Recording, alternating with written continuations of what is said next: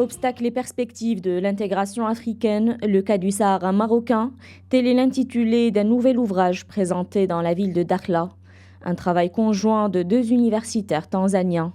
À travers ce livre, les auteurs mettent l'accent sur les défis de l'unité africaine ainsi que les dimensions juridiques et politiques de la question du Sahara marocain.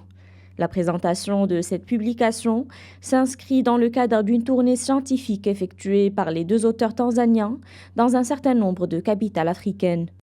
The presentation was very nice and it was very well attended with the students and the academics. We were very impressed by Le symposium a connu un grand succès, avec une grande participation d'étudiants et d'universitaires. Nous avons été très impressionnés par la participation des jeunes, car ils représentent l'avenir du Maroc et de tout le continent africain. Le livre intitulé « Obstacles et perspectives de l'intégration africaine, la question du Sahara marocain » aborde une problématique présente depuis déjà 4 décennies. À travers lui, nous cherchons à soulever des questions sur les raisons de la complexité de ce conflit en proposant une nouvelle approche basée sur la recherche de solutions de l'intérieur plutôt que de s'appuyer sur des solutions imposées qui n'ont pas atteint les résultats escomptés.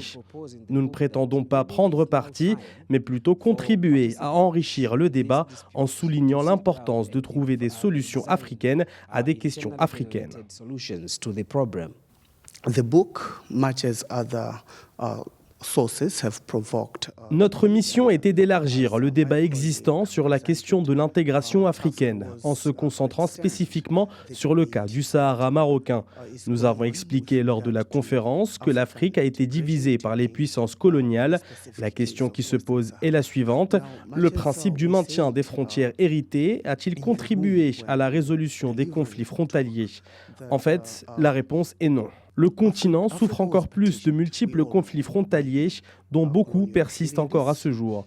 D'autres questions se posent donc. Faut-il s'en tenir à ces frontières ou faut-il les revoir et procéder à certains ajustements? Ce que nous suggérons, c'est que l'Afrique doit d'urgence repenser la question des frontières et le processus d'intégration continentale. Cela nécessite une nouvelle approche pour aborder les problèmes de l'intérieur plutôt que des solutions imposées ou toutes faites.